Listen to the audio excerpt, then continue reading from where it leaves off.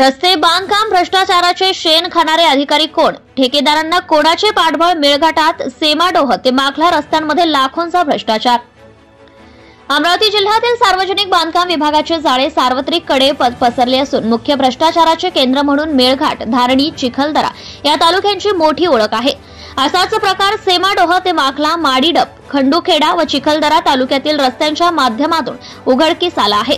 Forest विभागाच्या जाचकाटींमुळे अति दुर्गम भागात जाणाऱ्या रस्त्याला मोठा विरोध होत होता। आता वन विभागाने या रस्त्याला नियम अटींचे शर्तींचे पालन करण्याचा आदेश देऊन रस्त्याला मंजुरी दिल्यानंतर माखला मार्गे रस्ता सुरू झालाय। परंतु रस्ते बांधकामामध्ये मोठा भ्रष्टाचार होत असल्याचा आरोप सामान्य नागरिकांसह संजू सावरकर, विशाल भुसुम, दीपक सावलकर, युवराज सावलकर, किशोर सावलकर या सामाजिक कार्यकर्त्यांनी केला आहे।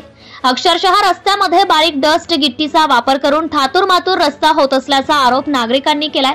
या कामाकडे बांधकाम विभागाचं लक्ष नसल्याचंही स्पष्ट होतंय।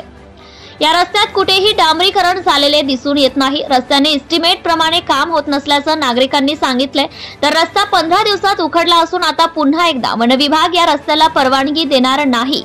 अनेक वर्षांपासून हा रस्ता नागरिकांसाठी कर्दन काळ ठरला होता, परंतु ठेकेदार अधिकारी यांच्या मनमर्जीप्रमाणे थातूरमातूर काम सुरू असून हा रस्ता अवघ्या 15 दिवसात डांबर नसल्याने उकळून गेला आहे।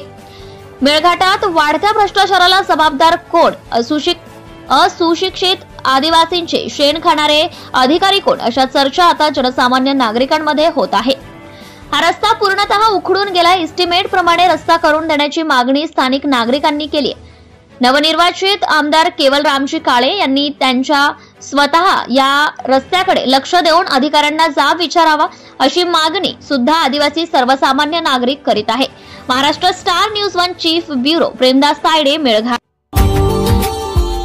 Subscribe now and press the bell icon. Never miss an update.